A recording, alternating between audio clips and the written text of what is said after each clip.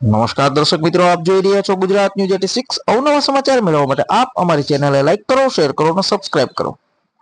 કાંકરેજ તાલુકાના થરા વેપારી મથક જલારામ મંદિર ખાતે ગુરુ પૂર્ણિમાના દિવસે ભજન રામધૂનની રમઝટ બોલાવાઈ હતી।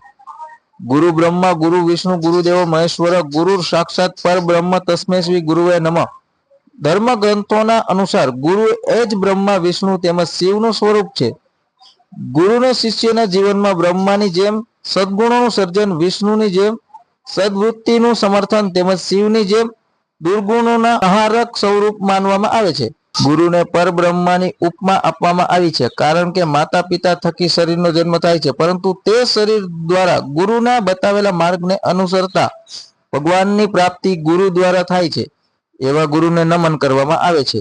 હિન્દુ શાસ્ત્ર અંતર્ગત ગુરુ પૂર્ણિમા અષાઢ સુદ પૂર્ણિમા આજે 20મી જુલાઈ રવિવારના રોજ ઉજવણી થાય છે। આ દિવસે 18 પુરાણો તેમજ ઉપપુરાણોના રચિતા ભગવાન શ્રી વેદ વ્યાસજીનો જન્મ થયો હતો, તેથી તેને વ્યાસ પૂર્ણિમાના નામથી ઓળખવામાં આવે છે। આ પ્રસંગે થરા જલારામ બાપા ભક્ત મંડળ દ્વારા ભજન સત્સંગ રામધૂન બોલાવી હતી, જેમાં સમસ્ત થરા નગરજનો ઉપસ્થિત રહ્યા હતા। ધન્યવાદ। અહેવાલ અલ્પેશ ગોસ્વામી, કાંકરેજ।